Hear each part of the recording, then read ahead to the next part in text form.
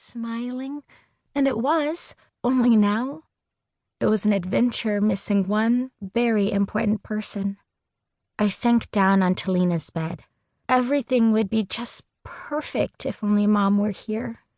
Lena sat down next to me and draped an arm over my shoulders. Yeah, she sighed. But now everything's changed, I went on. New house, new church, and the first day of school sure will be different too. Well, yeah. New school, new classmates, and no after-school snack surprise. Lena nodded. Mom used to have a first day of school tradition where she baked us an extra special snack for when we came home. It was different every year and usually a sweet treat she wouldn't ordinarily let us have before dinner, like brownies or cupcakes. Then she'd let us stuff our faces as she listened to us all tell her about how our day had gone. That was the best part, really. Mom would cup her chin in her hands and look straight into our faces as we talked. She always seemed really interested in what we had to say. She was such a great mom.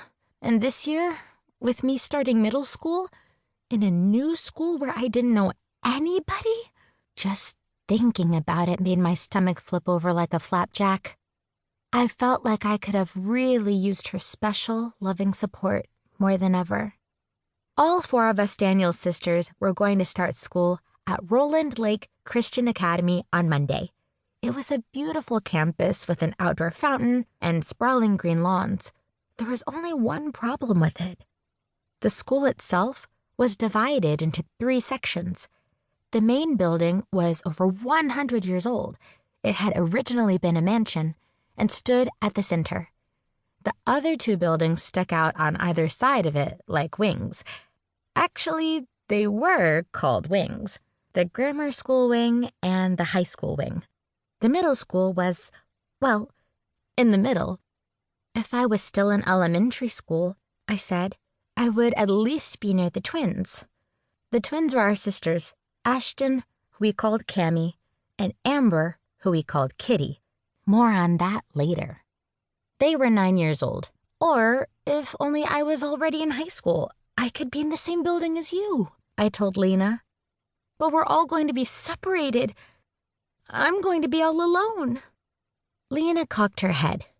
For the first 5 minutes, maybe.